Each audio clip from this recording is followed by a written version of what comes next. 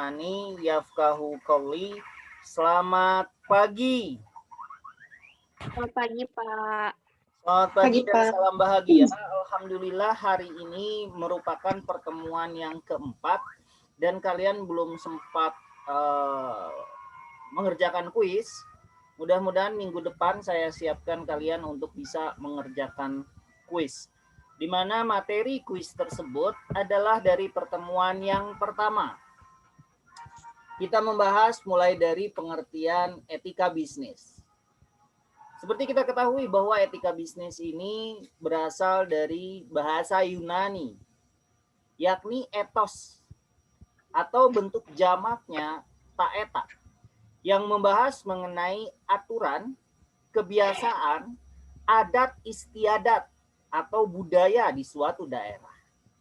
Perbedaan antara etika bisnis dengan moral, di mana etika adalah peraturan tertulis, sedangkan moral peraturan tidak tertulis yang berlaku di masyarakat. Dan minggu kemarin kita sudah membahas mengenai apa yang dinamakan dengan prinsip-prinsip dalam etika bisnis. Kita mengenal adanya prinsip otonomi, kita mengenal adanya prinsip tanggung jawab, kita mengenal adanya prinsip kejujuran. Dan saat ini kita akan membahas mengenai prinsip keadilan. Kenapa kita perlu mempelajari mengenai hal ini? Ambil contoh negara Jepang. Negara Jepang ketika dia jatuh, negaranya cepat dia bangkit. Ketika dia ditempa kena masalah, dia kena bom, cepat dia bangkit. Karena apa? Karena Jepang punya kedisiplinan. Karena Jepang punya tanggung jawab. Karena Jepang punya rasa malu. Dan karena Jepang punya yang takut dengan dosa. Kan itu yang harus kita pikirkan. Oleh karena itu, etika bisnis mengajarkan mengenai nilai-nilai kejujuran, mengenai nilai-nilai tanggung jawab, mengenai nilai-nilai kedisiplinan. Ini yang akan kita pelajari saat ini. Pagi tadi saya melihat tayangan televisi. Negara kita semakin sakit.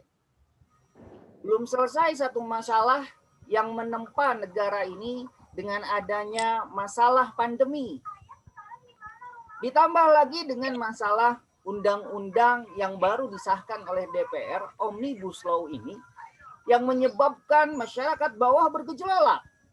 Mahasiswa di seluruh Indonesia turun ke jalan pagi tadi. Bahkan sampai ada yang membakar ban, sampai ada yang teriak-teriak dengan kata-kata kasar. Ini untuk melampiaskan bahwa mereka tidak terima mengenai undang-undang kebijakan yang mereka buat. Sudah jelas bahwa negara kita ini sedang dirundung masalah pandemi yang belum selesai.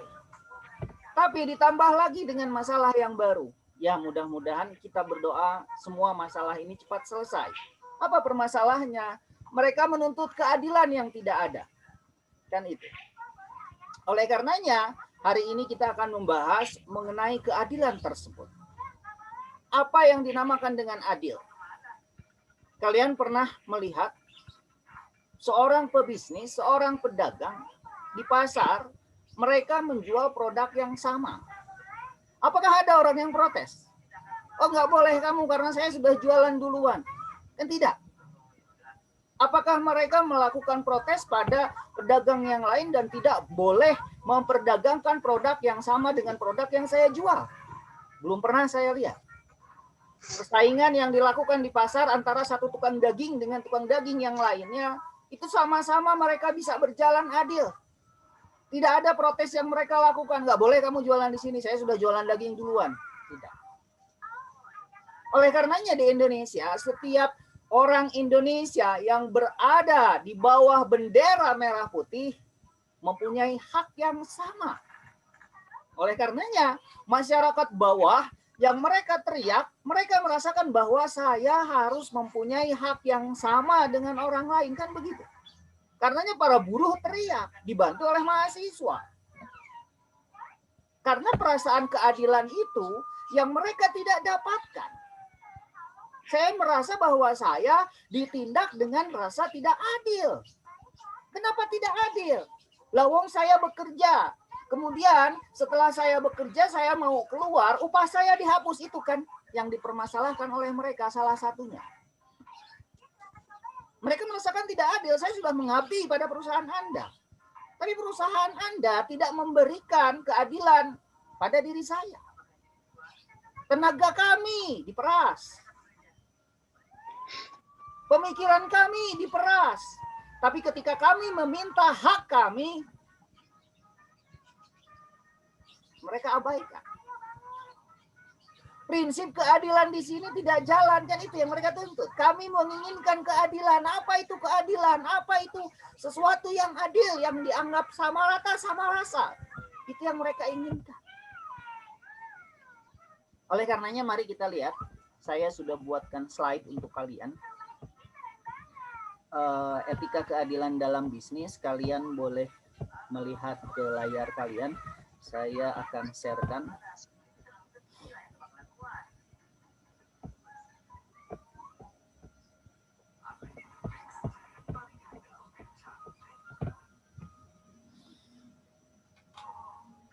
Oke, keadilan dalam bisnis.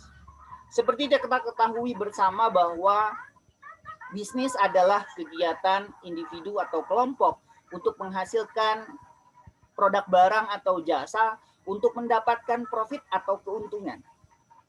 Ini yang dikatakan sebagai bisnis. Bu Hormi Alma mengatakan bahwa bisnis adalah usaha atau perusahaan. Dan dalam bukunya Fahmi Irham dikatakan bahwa setiap manusia ini adalah homo homini lupus. Mereka adalah serigala bagi manusia yang lainnya. Oleh karenanya aturan harus ditegakkan. Kebijakan harus dibuat. Dan ini harus memegang prinsip keadilan. Apa itu prinsip keadilan? Prinsip keadilan dalam etika bisnis dibagi menjadi 3 bagian. Keadilan legal, keadilan komutatif, dan keadilan distributif. Ada 3 keadilan. Kita akan bahas satu persatu. Di pertemuan awal, saya mengulang lagi di mana kita membahas mengenai etika, moral, kultur, hukum, etika, moral, kultur atau budaya. Ini yang akan kita bahas ke depan. Hukum, ada 2 yang belum kita bahas. Nanti ke depan kita bahas. Tapi saya akan singgung sedikit. Di mana mulai dari pengertian etika terlebih dahulu. Etika berasal dari kata Yunani ethos yang bentuk jamaknya taeta. Yang berarti adat istiadat, kebiasaan, perpanjangan dari sesuatu membangun aturan yang kuat di masyarakat. Sudah saya singgung di awal. Sedangkan moralitas adalah istilah yang dipakai untuk mencakup praktik dan kegiatan yang membedakan apa yang baik, apa yang buruk, aturan yang mengendalikan kegiatan itu dan nilai yang tersimbol di dalamnya yang dipelihara atau dijadikan sasaran oleh kegiatan dan praktik tersebut. Sedangkan budaya, belum saya bahas, nanti akan saya bahas ke depan, adalah hasil karya cipta manusia yang dihasilkan dan telah dipakai sebagai bagian dari tata kehidupan sehari-hari. Hukum adalah perangkat hukum yang mengatur suatu tata cara dan pelaksanaan suatu urusan atau kegiatan perdagangan, industri, ataupun tentang kegiatan keuangan yang berhubungan dengan kegiatan pertukaran barang ataupun jasa. Ini yang disinggung oleh orang yang saya lihat pagi ini di dalam televisi, bahwa mereka menuntut apa itu keadilan. Ranahnya ada di ranah hukum. Dan yang membuatnya anggota DPR mengenai undang-undang yang dikatakan sebagai Omnibus Law adalah undang-undang sapu jagat. Mulai dari hari libur mereka atur, mulai dari keuangan mereka atur, mulai dari kebijakan perempuan yang sedang haid mereka atur, mulai dari perempuan yang sedang hamil mereka atur. Ini yang mereka tuntut, bahwa mereka merasakan undang-undang yang dibuat oleh pemerintah anggota DPR saat ini dirasakan tidak adil. Masyarakat bawah bergejolak, Bandung, Makassar, Jakarta, semua bergejolak. Mereka menuntut mudah-mudahan cepat selesai. Karena apa? Karena permasalahan negara kita sudah banyak. Omnibus Law, kesehatan. Belum lagi Menteri Kesehatan yang digoyang oleh masyarakat karena dianggap tidak mampu menyelesaikan permasalahan negara ini. Apa yang mereka tuntut? Ranah hukum. Dalam etika bisnis, dalam kaitannya dengan keterlibatan kegiatan sosial, tanggung jawab sosial perusahaan berkaitan dengan penciptaan atau perbaikan kondisi sosial ekonomi yang semakin sejahtera dan merata. Ketaatan terhadap hukum, khususnya hukum bisnis, berkaitan juga dengan keadilan distributif. Ini yang kita bahas, yang saya bahas di awal. Ketaatan terhadap hukum, khususnya hukum bisnis, pada akhirnya berkaitan juga dengan apa yang kita bahas sebagai keadilan legal, di mana perlakuan yang sama terhadap semua orang sesuai dengan hukum yang berlaku. Maka keadilan ini dinamakan dengan keadilan legal. Peraturan yang sama sesuai dengan hukum yang berlaku. Perlakuan yang sama sesuai dengan hukum yang berlaku. Keadilan legal adalah keadilan yang menyangkut hubungan antara individu atau kelompok masyarakat dengan negara. Intinya, semua orang atau kelompok masyarakat diperlakukan secara sama oleh negara di hadapan dan berdasarkan hukum yang berlaku. Semua pihak dijamin untuk mendapatkan perlakuan yang sama sesuai dengan hukum yang berlaku. Dasar moralnya, semua orang adalah manusia yang mempunyai harkat dan martabat yang sama dan harus diperlakukan sama. Perlakuan yang berbeda atau diskriminatif dengan demikian merendahkan harkat dan martabat manusia. Maka keadilan ini dinamakan dengan keadilan legal. Sedangkan keadilan yang kedua adalah keadilan komutatif. Keadilan komutatif adalah keadilan yang mengatur hubungan yang adil atau fair antara orang yang satu dengan yang lain atau antara negara yang satu dengan warga negara lainnya. Dengan kata lain, kalau keadilan legal lebih menyangkut hubungan vertikal antara negara dan warga negara, keadilan komutatif menyangkut hubungan horizontal antara warga negara yang satu dengan warga negara yang lain. Keadilan ini menuntut agar dalam interaksi sosial antara warga negara yang satu dengan warga negara yang lain tidak boleh ada pihak yang dirugikan antara hak dan kepentingannya. Sama halnya ketika saya membahas ada yang menjual daging di pasar. Toko A menjual daging sapi, toko B bersebelahan menjual daging sapi. Ketika toko A diperbolehkan, kenapa toko B tidak diperbolehkan? Keadilan ini mereka harus tegakkan. Ketika ada hal yang seperti itu, salah satu yang dirugikan boleh menuntut secara hukum. Sedangkan keadilan yang ketiga adalah keadilan distributif, di mana prinsip dasar keadilan distributif atau yang dikenal sebagai keadilan ekonomi adalah distribusi ekonomi yang merata atau yang dianggap adil bagi semua warga negara. Dengan kata lain, keadilan distributif menyangkut pembagian kekayaan ekonomi atau hasil pembangunan. Maka keadilan ini dinamakan dengan keadilan distributif.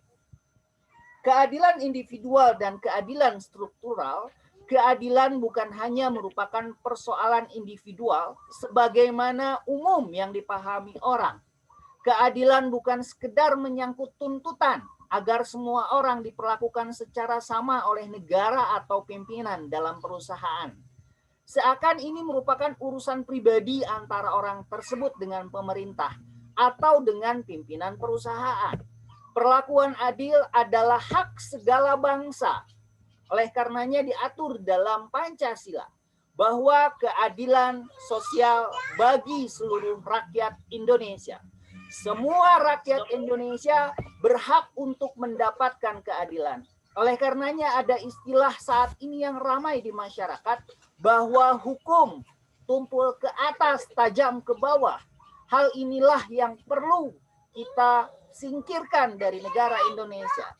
Karena dianggap tidak adil. Coba kalian bayangkan, salah satu contoh kasus yang saya keluarkan dalam slide ini. Ketika seorang koruptor yang dia memakan uang rakyat, hukumannya bisa disamakan dengan maling ayam. Apakah ini yang dinamakan dengan keadilan? Tentu tidak. Hal inilah yang harus kita berantas dari bumi Indonesia. Hal inilah yang harus kita berangus. Karena orang Indonesia harus mempunyai keadilan yang sama. Tukang asin di pasar boleh berjualan 2 orang, walaupun produknya sama. Karena mereka boleh mendapatkan keadilan yang sama dari negara kita. Karena prinsip dari Pancasila yang kita kenal bahwa keadilan sosial adalah mana tadi? Mana lagi, Mas? Saya lupa. Oke. Bahwa keadilan sosial hak seluruh bangsa Indonesia. Sampai di sini ada yang ingin ditanyakan terlebih dahulu. Kalau tidak ada, saya lanjutkan. Keadilan merupakan aspek yang lebih luas berupa penciptaan sistem. Oleh karenanya undang-undang mengatur mengenai hal ini. Yang mendukung terwujudnya keadilan tersebut. Ini berarti prinsip keadilan legal berupa perlakuan yang sama terhadap setiap orang, bukan lagi soal sikap orang per orang atau individu, melainkan menyangkut sistem dan struktur sosial politik secara keseluruhan. Di mana keadilan disampaikan oleh Adam Smith. Teori Adam Smith mengatakan, kendati ada persamaan di sana-sini antara teori keadilan Aristoteles dan teori keadilan Adam Smith, ada satu perbedaan penting di samping berbagai perbedaan lainnya. Di antara keduanya, Adam Smith hanya menerima satu konsep atau teori keadilan, yaitu keadilan komutatif. Alasannya, menurut Adam Smith, yang disebut keadilan sesungguhnya hanya punya satu arti, yaitu keadilan komutatif yang menyangkut kesetaraan, keseimbangan, keharmonisan hubungan antara satu pihak dengan pihak lainnya. Ini yang dikatakan oleh Adam Smith. Sifat hukum dalam hukum bisnis sifatnya memaksa. Semua hukum sifatnya memaksa. Semua pelaku bisnis termasuk juga pemerintah harus tunduk dan taat pada aturan bisnis yang berlaku bagi semua. Dan tidak meminta dengan cara apapun perlakuan hukum yang istimewa. Nonsen ketika seorang pejabat mengatakan saya berhak, saya yang membuat hukum. Tidak. Karena hukum sifatnya memaksa. Siapa yang tidak menaati hukum, dia harus dikenai sanksi yang berlaku. Inilah yang harus kita perhatikan. Inilah yang harus kita hati-hatikan. Bahwa hukum tidak bisa tajam ke bawah, tumpul ke atas. Hukum harus diperlakukan adil dan sama. Karena setiap warga negara Indonesia berhak untuk mendapatkan perlakuan yang sama. Ini yang dinamakan dengan hukum. Prinsip-prinsip pokok keadilan komutatif menurut Adam Smith, di mana dia prinsip no harm, prinsip no intervention, prinsip pertukaran yang adil. Prinsip no harm menurut Adam Smith adalah prinsip paling pokok dari keadilan. Prinsip no harm atau prinsip tidak merugikan orang lain, khususnya tidak merugikan hak dan kepentingan orang lain. Ini berarti secara negatif prinsip ini menuntut agar dalam interaksi sosial apapun, setiap orang harus menahan dirinya untuk tidak sampai merugikan hak dan kepentingan orang lain. Ini yang harus kita catat. Ini yang harus kita perhatikan. Kita tidak boleh merugikan hak dan kepentingan orang lain. Maka prinsip ini dinamakan dengan prinsip no harm. Sedangkan prinsip keadilan tukar adalah prinsip pertukaran dagang yang fair, terutama terwujud dan terungkap dalam mekanisme harga dalam pasar. Ini sesungguhnya merupakan penerapan lebih lanjut prinsip no harm secara khusus dalam pertukaran dagang antara satu pihak dalam pasar. Orang berhak untuk mendapatkan apa yang sudah dia bayarkan. Sedangkan prinsip keadilan yang paling dasar adalah prinsip ketika kita membahas secara panjang lebar berbagai teori keadilan. Prinsip keadilan menuntut agar setiap orang diperlakukan secara sama sesuai dengan aturan yang adil dan sesuai dengan kriteria yang rasional, objektif. Dapat dipertanggungjawabkan. Prinsip keadilan ini menuntut seseorang agar tidak boleh ada pihak yang dirugikan hak dan kepentingannya. Ini yang kita garis bawahi. Tidak ada lagi maling ayam disamakan dengan seorang koruptor. Tidak ada lagi seseorang yang hanya maling ubi di hutan, tapi disamakan dengan seorang pembunuh. Karena dengan hal itu berarti sudah tidak ada lagi prinsip keadilan yang berlaku di Indonesia. Begitu pula ketika seorang pebisnis, dia harus bisa memberikan keadilan sesuai dengan harga yang dikeluarkan ke pasar. Walaupun ketika kita ciptakan harga, ada aturan yang berlaku. Aturan harga yang berlaku di mana harga diciptakan setelah kita mengeluarkan ongkos produksi. Dari ongkos produksi minimal 10% kita mengeluarkan harga. Toh tapi kalau misalnya lebih dari itu dan itu layak untuk produk yang kita jual ya tidak apa-apa.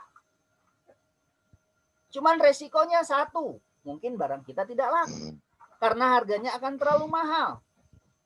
Yang kedua, orang akan bertanya-tanya atau bahkan orang akan beralih ke produk pesaing ketika harga yang kita keluarkan lebih tinggi dibandingkan harga pesaing kita. Seorang pebisnis harus tahu bagaimana kita mengolah harga tersebut agar sesuai dengan harga pasar. Untuk apa? Untuk menarik calon konsumen membeli produk kita supaya mereka loyal. Ketika mereka loyal, mereka akan membeli produk kita yang lain. Mereka akan membeli di luaran lini produk. Mereka akan membeli apa yang kita jual selain produk inti. Sampai di sini, ada yang ingin ditanyakan terlebih dahulu? Oke, kalau tidak ada, kalian boleh ambil slide-nya di dalam Google Classroom.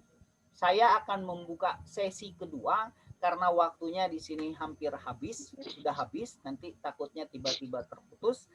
Materi hari ini saya cukupkan sekian. Terima kasih atas perhatiannya. Wabillahi taufik wal hidayah. Wassalamualaikum warahmatullahi wabarakatuh. Waalaikumsalam warahmatullahi wabarakatuh. Assalamualaikum warahmatullahi wabarakatuh. Terima kasih, Pak. Terima kasih, Pak.